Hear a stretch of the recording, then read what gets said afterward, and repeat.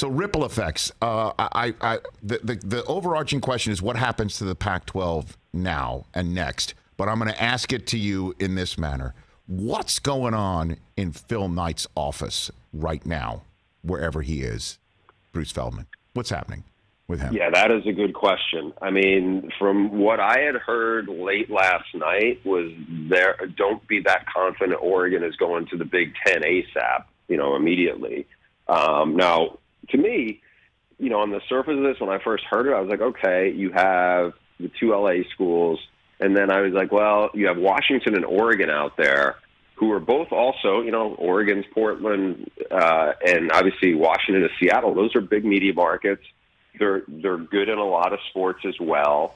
And then you have travel partners for, like kind of a West Coast footprint. Yes. But I'm not sure it's lining up that way. But again, Phil Knight's as big a heavy hitter as there is in global sports.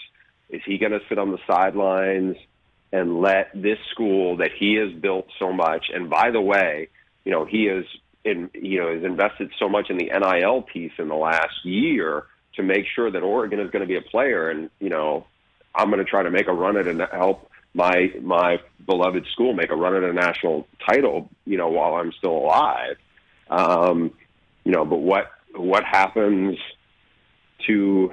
Where do they land? I mean, do they stay in? There's going to be a much diminished Pac-12. There's no other way to look at it. The Pac-12 without USC and UCLA doesn't feel like the Pac-12 anymore. And I'm not saying it feels more like the Mountain West because you still have Oregon in there. You still have some really, really good football programs who've been successful, but it just doesn't have the same command. I don't know if there's another alternative potentially to partner up with the Big 12, which is already expanded. I mean, if I was the Big 12, I would probably be very intrigued by the idea of being able to bring in Phil Knight School, Washington, certainly try to get in Utah, which has been good and is connected to some of the new members there. I mean, there's some interesting dominoes here. Now, Oregon's not the biggest domino, but because of Phil Knight, they're certainly one of the two most intriguing dominoes that's still out there. No question, Bruce Feldman, because you want to talk about what potential bigger dominoes than Oregon might be.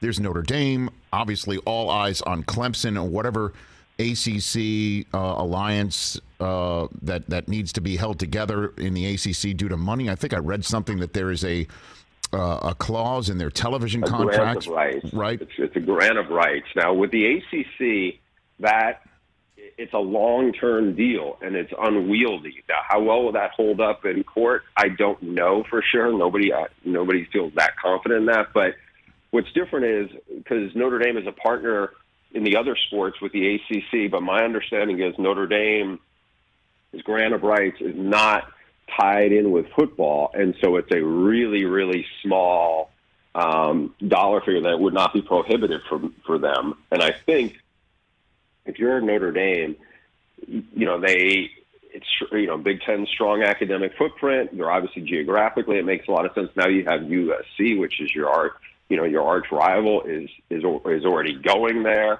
The part that I think would be, something to keep an eye on is when Greg Sankey, the SEC commissioner, a couple of weeks back, kind of made some rumblings about how, well, maybe we could have our own playoff just among SEC schools. Now, the idea that maybe the Big Ten and the SEC, the expanded Big Ten, the expanded SEC, could have their own playoff would have a lot more credibility now that you're basically looking at like 32, 35 schools. And I think that, yes, if you're Clemson, if you're like the schools that traditionally have won a lot of championships, Clemson, Miami, Florida State, they would be on the outside unless they either get brought into one of the other two, SEC or Big Ten. But what I'm wondering is, Notre Dame has always had a seat at the table of the playoff.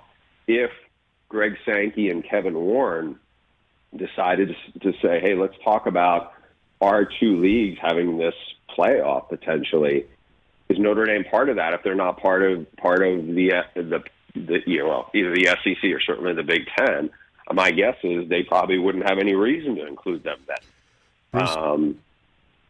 But that would be a driver to say, hey, Notre Dame, we know you have a lot of TV poll, and we know you have a huge brand. We'd love to have you part of us. Let's do it.